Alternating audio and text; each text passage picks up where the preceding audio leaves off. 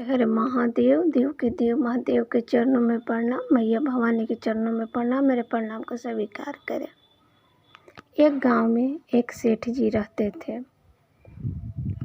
सेठ जी, सेठाइन जी और उनकी 2 लड़की थी। एक का नाम सीता था और एक का नाम गीता था। तो सेठ जी तो धनी मनी थे।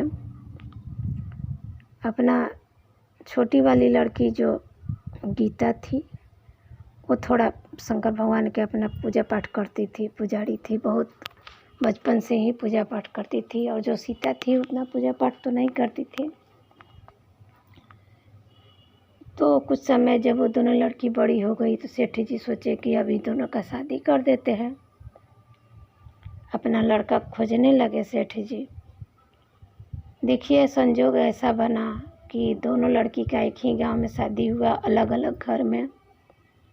सेठ जी ने तो अपने तरफ से दोनों को मतलब अच्छा घर में ही शादी किए थे।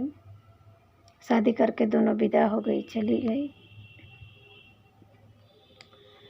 तो सेठ जी ने जो छोटी वाली लड़की थी गीता, उसका किसी कारण से उसके घर में जैसे व्यापार था उन लोग का भी, तो घाटा हो गया व्यापार में। तो अपना व्यापार में घाटा हो गया तो वो थोड़ा गरीब हो गई। और जो सीता थी वो धनी ही थी। तो ऐसे ही समय बीत रहा था, लेकिन अपना गीता खूब पूजा पाठ करती थी। पूजा पाठ करना नहीं छोड़ी थी शंकर भगवान का। तो एक दिन जो सीता थी वो अपने घर चर्चा रखवाई थी। तो गांव में सबको बुलाई, लेकिन अपनी वो छोटी बहन को नहीं बुलाई। और जब वो उसके पास धन दौलत नहीं रहा तो उसको नीचे ताकती थी, बोलती थी कि ये गरीब हो गई है, इसको मैं नहीं बुलाऊंगी। तो नहीं बुलाई थी छोटी बहन को। तो गांव की औरतें जब चर्चा में जाने लगी तो गीता से बोली कि चलो तुम भी, अब तुम्हारे घर बहन चर्चा है, तुम नहीं जाओगी? तो गीता ने कहा कि मेरी तो बहन ने जैसे मुझे बुलाया ही नहीं है, मैं कैसे जाऊंगी? तो गांव की औरतें बोली कि पूजा पाठ में बुलाने का क्या है, चलो चलो कहने लगी। गीता उन लोग के साथ चली गई सीता के घर। सीता के घर जब गई, सबके घर चर्चा हो गया, ख़त्म हो गया। सीता ने सबको प्रसाद दिया, लेकिन गीता को नहीं प्रसाद दिया। जब गीता को प्रसाद नहीं दी तो गीता उदास मन से घर से उसके बाहर निकली। तो बोली कि अगर मैं घर जाऊंगी तो घर वाले मेरे क्या कहेंगे कि बहन कुछ नहीं दी। ऐसे ही सोचते सोचते गीता अपने मैके चली गई। बीच में एक नदी पड़ता था, नदी पार करके जाना था, वो मैके चली गई। मैके जब जा रही थी गीता तो कुछ दूर आगे गई तो एक तुलसी माता जो थी वो एक बुढ़ी का रूप लेके बैठी हुई थी। तुलसी माता ने कहा कि आज मेरे पास कोई पूजा करने, वो बुढ़ी जो रूप बुढ़ी माँ बन के बैठी थी वो बोली कि आज यहाँ कोई पूजा पाठ करने नहीं आई, चौरा को थोड़ा सा साफ सफाई कर दो, तुलसी माता का जो चौरा होता है, और इसमें पानी डाल दो। गीता बोली ठीक है, पूजा पाठ का चीज़ है, वो अपना कर दी।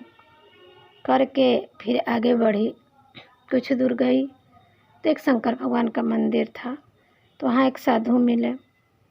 साधु ने कहा कि आज कोई वही बात कि पूजा पाठ करने नहीं आया है, मंदिर का साफ सफाई कर दो, थोड़ा धो दो, जल उल डाल दो।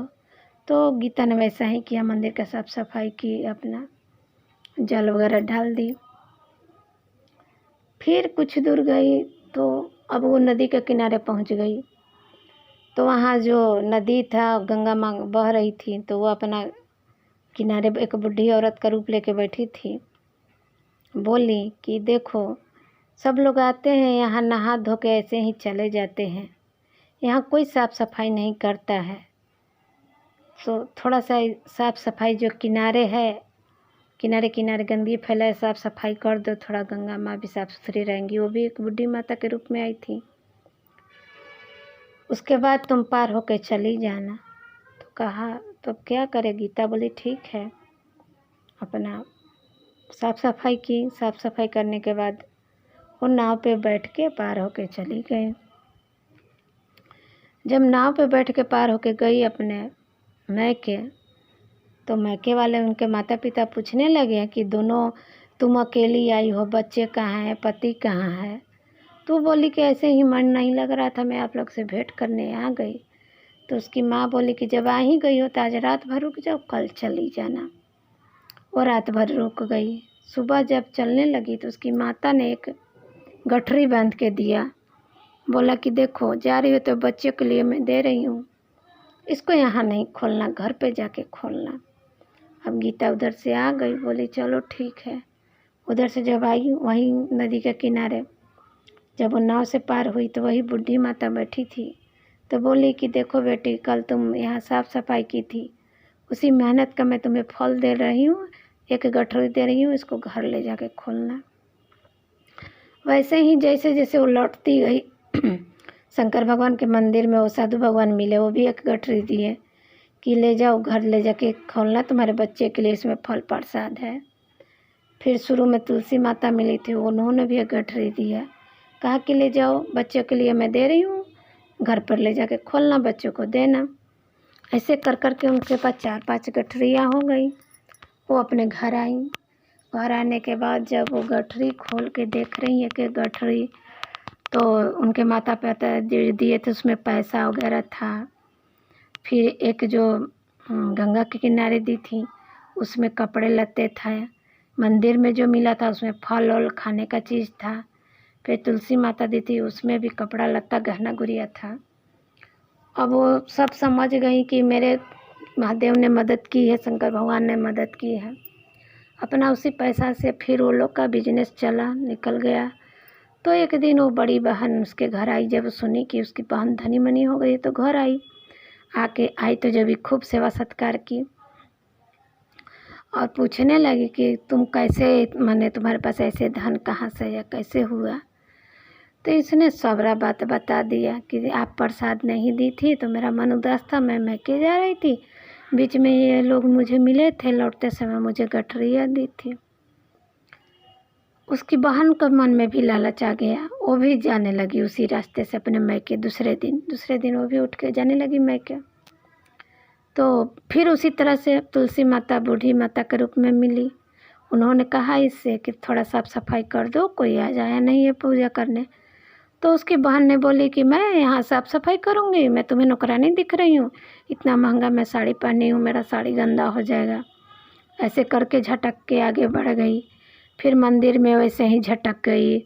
फिर आगे गंगा तीरे भी गई। जब पार होने का समय आया तो जो बूढ़ी माता बोली साफ़ सफाई करने के लिए, तो ऐसा ही बोली उनको भी कि नहीं, मैं साफ़ सफाई नहीं करूँगी, मैं नौकरानी थोड़ी हूँ, मैं सेठ जी की लड़की हूँ और अपने घर में भी महारानी की तरह रहती हूँ। ऐसे ही कर कर के अपना घर भी गई। तो उधर से लौटते समय अपना घर पहुँची तो अपना माता पिता उसका स्वागत किए हैं। जब लौटते समय वो लोग भी मोटरी बांध के दिए। फिर गंगा पार की तो फिर मोटरी मिला उसको। मोटरी मिलने के बाद जैसे ही सब मोटरी छोटी वाली लड़कों को दिए थे कि गठरी इसको भी दिए। अभी खूब खुश हो गई कि उनको गठरी मिला है। घर आके उसमें देख रही है तो किसी में साड़ा आलू बैगन सब्जी मिल रहा है, तो किसी में सांप बिच्छू मिल रहा है, किसी में फटे पुराने कपड़े मिल रहे हैं, इस तरह से। तो इसीलिए कहते हैं गुरु भाई बहन कि लालच नहीं करना चाहिए और शिव गुरु का प्रसाद जहाँ तक पहुँचे, जहाँ तक मिल जाए, जिस तक का पहुँचा सकते हैं सबको देना चाहिए। जो भी आपकी नज़र में आए, ऐसा कोई व्यक्ति नहीं होना चाहिए एक ही दाना दे, लेकिन सबको दे, क्योंकि महादेव की महिमा, महादेव की कृपा हर किसी पर बरसना चाहिए। हर हर महादेव, हर हर महादेव।